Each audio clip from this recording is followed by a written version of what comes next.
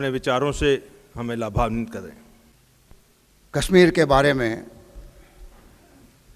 बहुत सारी बातें हो चुकी, मैं उसमें और कुछ जोड़ना चाहूँगा। ये एक ऐसी भूमि थी 47 में, भारत में इसके विलय में थोड़ा अड़चन आई, विलंब हुआ, क्योंकि ये बॉर्डर स्टेट था और पाकिस्तान ने मुस्लिम बहुल होने के कारण इस पर अपना अधिकार जमाने की कोशिश की थी। भारत सरकार ने और उस तत्कालीन नेतृत्व ने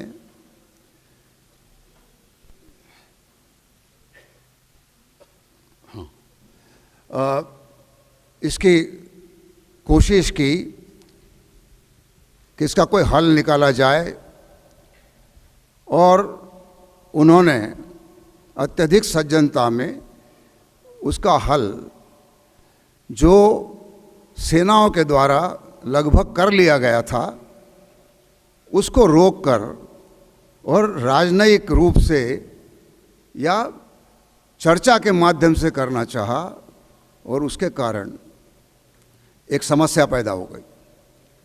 भारत की संविधान सभा में जब ये प्रश्न कि कश्मीर के बारे में कुछ प्रावधान ऐसे किए जाना चाहिए कि यहाँ की जनता को आश्वस्त किया जाए कि भारत में विलय के कारण उनका नुकसान नहीं होगा, उस प्रस्ताव का घोर विरोध हुआ था कि जब भारत की समस्त अन्य प्रांतों में लोगों ने यह स्वीकार किया कि ये भारत का संपूर्ण भारत एक होना चाहिए, इसकी नागरिकता एक होना चाहिए, इसमें नागरिकों के साथ कोई भेदभाव नहीं होना चाहिए, तब जम्मू कश्मीर में ऐसी क्या परिस्थिति है कि हम कोई विशेष प्रबंध करें। लेकिन उन्हें विरोध करने वालों को यह कहकर मनाया गया कि एक कुछ समय के लिए अस्थायी रूप से कुछ ऐसा प्रावधान बना दें तो इस समस्या का हल हम बाद में निकाल लेंगे, और अंततः धारा 370 भारतीय संविधान में आ गई। यह धारा क्या है आप सबको पता है। इसकी सबसे बड़ी विशेषता यह है कि भारत की संसद ने पारित किया हुआ कोई भी कानून तब तक जम्मू कश्मीर राज्य में नहीं लागू होता जब तक कि जम्मू कश्मीर की विधानसभा उसको मंजूर नहीं कर ले। बहुत पीड़ा होती थी एक वकील के नाते, एक कानून के विद्यार्थी के नाते भी, जब हमारे सभी विधेयकों में जितने भी अधिनियम बने हैं हिंदुस्तान के संसद में, उसमें पहला या दूसरा एप्लीकेबिलिटी का जो सेक्शन होता है उसमें लिखा होता था कि this act shall apply to entire India except the state of Jammu and Kashmir. हृदय में एक चुभन सी होती थी, एक कांटा चुभता था, कोई भी कानून उठा लो जम्मू कश्मीर में लागू नहीं होगा, चाहे वो जनता के कितने भी भले के लिए किया गया कानून हो। सारे, कोई उपभोक्ता का कानून, कोई मजदूरों के लिए कानून, कई प्रकार के समाज कल्याणकारी बातों के लिए जो कानून बनाए गए उनके अंदर भी ये था, और हिंदुओं के लिए भी जो कानून बनाए गए वो उसमें भी वो जम्मू एंड कश्मीर में लागू नहीं होंगे, ये लिखा गया।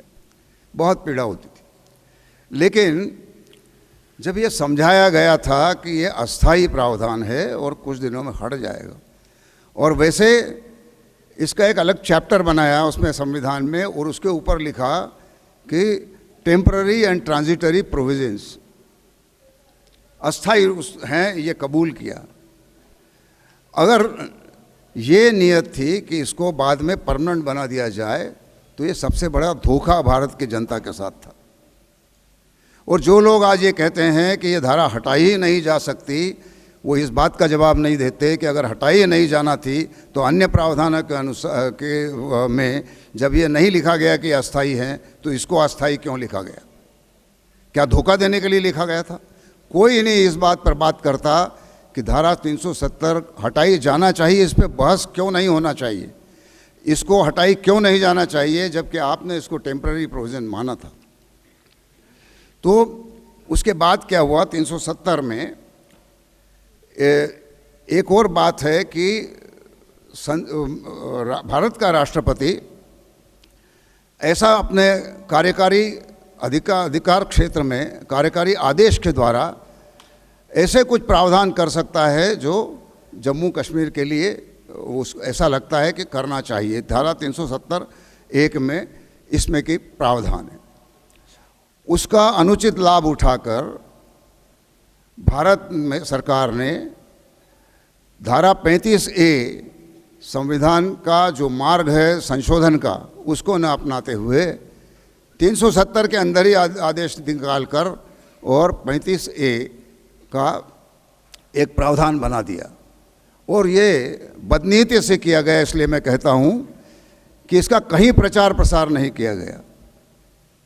आपको जो कानून की, इसकी संविधान की किताबें हैं, ऑफिशियल किताबें छोड़कर बाकी कहीं पर कई किताबों में, अधिकतम किताबों में 35(a) है ही नहीं, लिखा ही नहीं, क्योंकि उन्होंने ऑथेंटिक कॉपी और उसमें जो अमेंडमेंट हुए थे, संविधान में अमेंडमेंट 100 से ऊपर हो गए, वो एक प्रक्रिया के तहत हो गए, दोनों सदनों का 2/3 बहुमत चाहिए।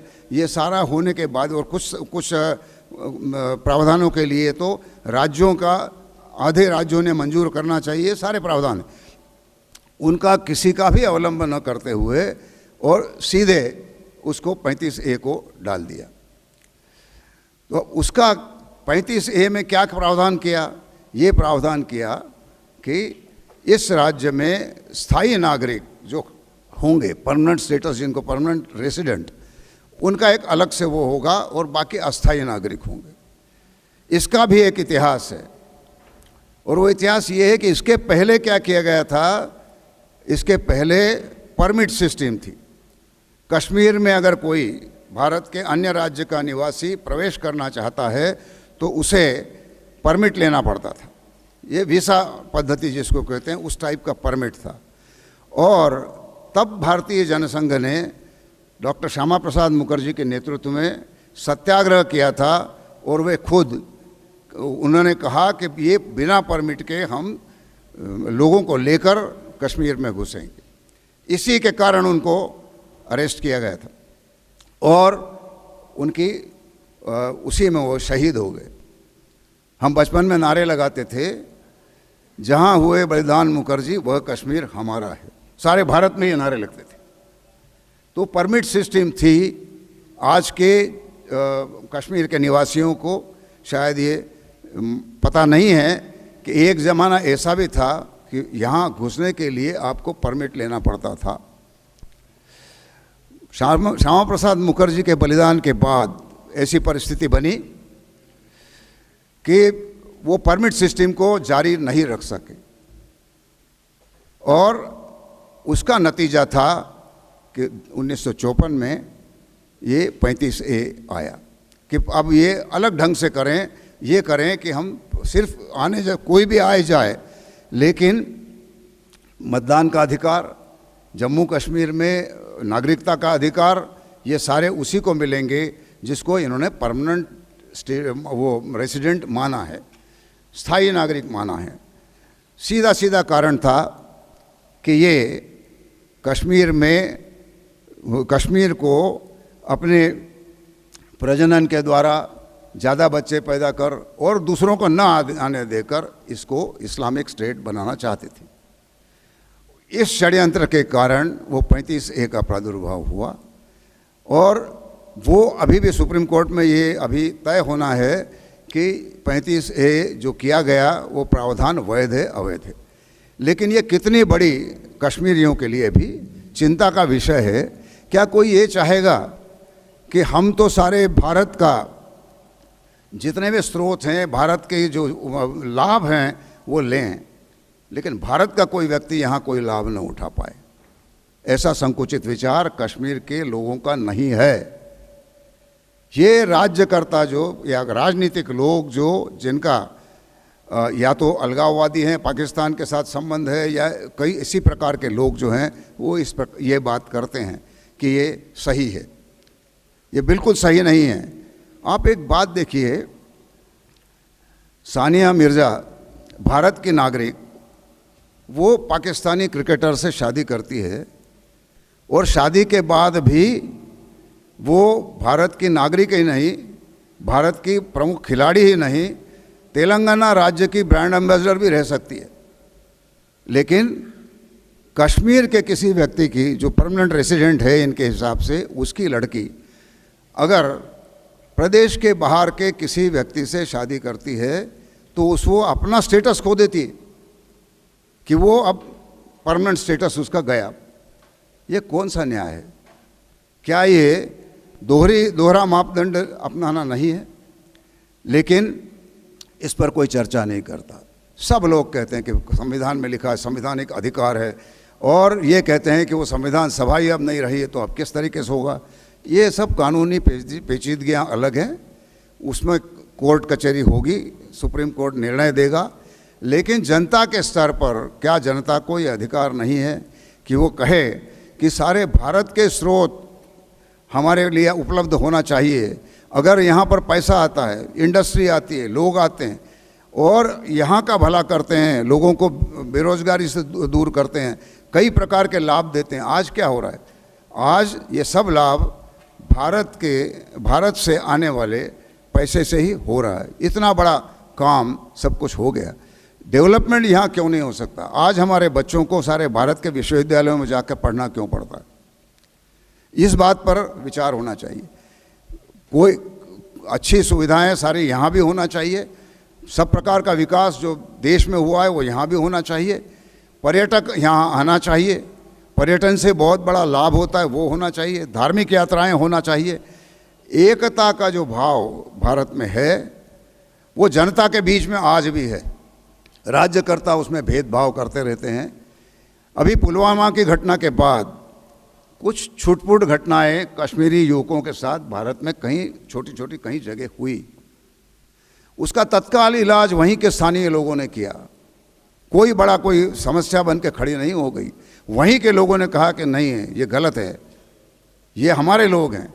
तो भारत की जो एकात्मता है वो जनता के बीच में, भारत के जनसामान्य के बीच में तो अभी है, लेकिन हम उसको प्रकट होने नहीं देते। राजनीति के कारण हम इस बात को स्वीकार नहीं करते कि सारे भारतीय एक हैं, उनमें एकात्मता है।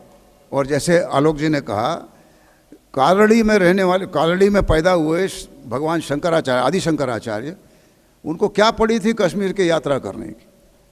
क्यों आते? उनको ये कश्यप की भूमि, कल्हण की भूमि, संस्कृति यहाँ का सारा उन्हें वो था, इसलिए आए और उन्होंने पीठ स्थापित किए, सब कुछ किया। यहाँ भी शंकराचार्य जी के कई स्थान हैं। ये क्यों हुआ? इसका कारण, एकमात्र कारण ये है कि भारत की एकात्मता जो है वो 1947 की देन नहीं है, ये सदियों से हमारी एकात्मता, सांस्कृतिक एकात्मता है। इसके कारण इसको ये जिस तरीके से कृत्रिम रूप से इसको बांटा जा रहा है कि ये स्थायी नागरिक होगा, ये अस्थायी नागरिक होगा, ये इन बातों से भारत बंटने वाला नहीं है। और अंततः इसका धारा 35A और 370 वो दोनों जाएंगी, ऐसा हमारा पूरा विश्वास है और भारत की जनता ये करके दिखाएगी।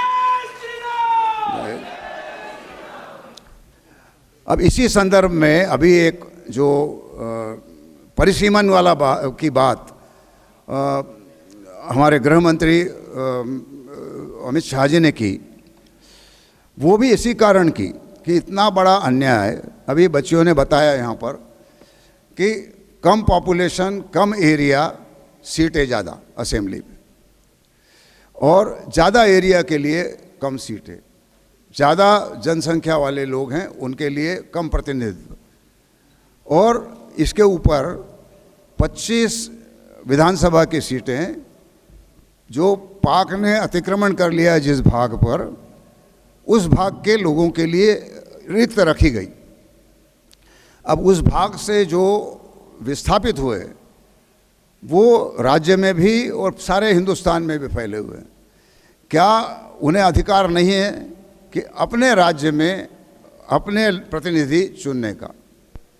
उन्हें जहां वो बसे हैं वहां वोट देने का अधिकार है, लेकिन जम्मू कश्मीर में नहीं। सीटें उनके नाम से रिक्त रखी हैं। इन सब बातों को ठीक करने के लिए ही भारत सरकार ने परिसीमन के बारे में जो सोचा है, हम उसका स्वागत करते हैं और जम्मू कश्मीर की जनता ने इसका पुरजोर समर्थन करना चाहिए, आवाज़ उठाना चाहिए, ताकि भारत सरकार के हाथ मजबूत हों और ये परिसीमन का विषय भी समाप्त हो जाए। एक हमारा सबसे महत्वपूर्ण विषय श्री राम जन्मभूमि का है। मैं जानता हूँ कि भारत में सारे हिंदुओं की आस्था भगवान श्री राम में है और श्री राम जन्मभूमि के स्थान पर एक भव्य मंदिर बने, ऐसी सभी की आस्था और आकांक्षा है। अभी ये विषय भी न्यायालय में जो हमें लड़ाई लड़ना पड़ी, उसके कारण इसमें विलंब हो रहा है। ये लड़ाई 400 वर्ष पूर्व अतिक्रमण करके और उस स्थान पर जहाँ पर श्री राम जन्मभूमि है, उस स्थान पर जो धार्मिक मंदिर या धार्मिक अन्य चीज़ें थी, उनको तोड़कर उसके ऊपर बनाया गया। इसके प्रमाण इलाहाबाद उच्च न्यायालय में हम लोगों ने दिए। न्यायालय ने उसको स्वीकार किया। न्यायालय ने ये लड़ाई 1949 से चल रही, उसके पहले से भी लड़ते आए लोग, लेकिन न्यायालय में जो मुकदमा अब जो सुप्रीम कोर्ट में है, उसका सबसे पुराना मुकदमा 1949 में लगा था। लोग इसे राजनीति से जोड़ने लगे, कहा कि चुनाव का मुद्दा है। तब भी हम ये कहते थे कि चुनाव तो 1950 में संविधान बना और 1952 में पहला चुनाव हुआ। ये मुकदमा 1949 का है, तो क्या किसी को सपना आया था कि आगे चलकर कोई चुनावी वो होगा इसका? वो आस्था का विषय था और आस्था के लिए वो किया गया था। तो 1949 से लगाकर ये मुकदमा न्यायालय में हम लोग जी जान से लड़ते रहे।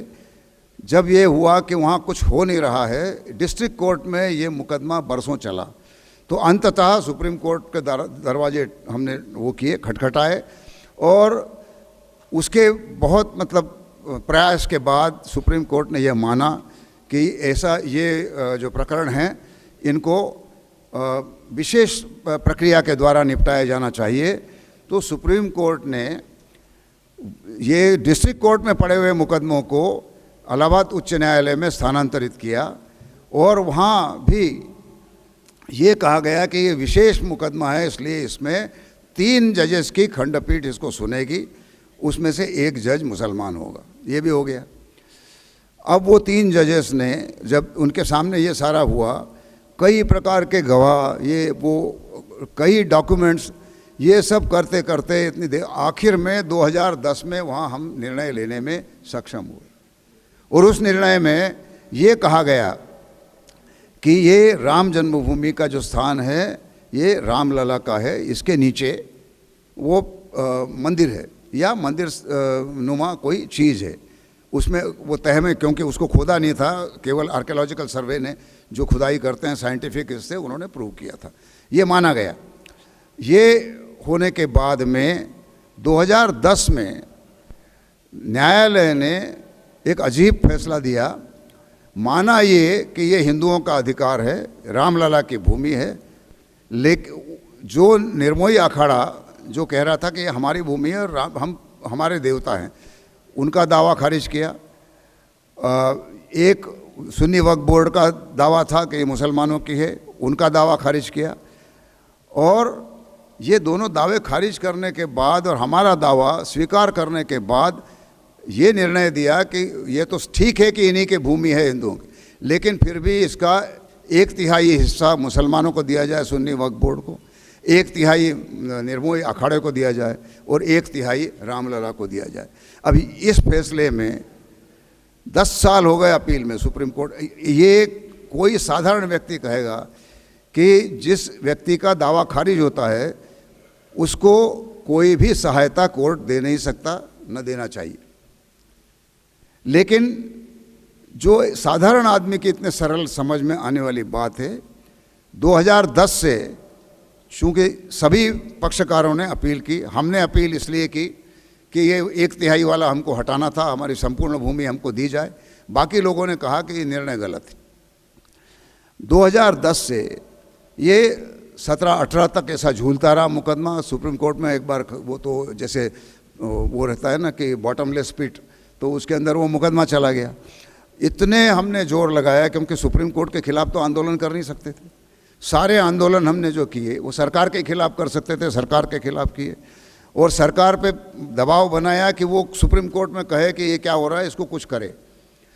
तो इतना सब होने के बाद में जब ये मुकदमा सुनवाई के लिए आया, अड़ंगे पैदा किए गए। किसी भी अपील में किसी दूसरे पक्षकार को हस्तक्षेप करने का अधिकार नहीं है।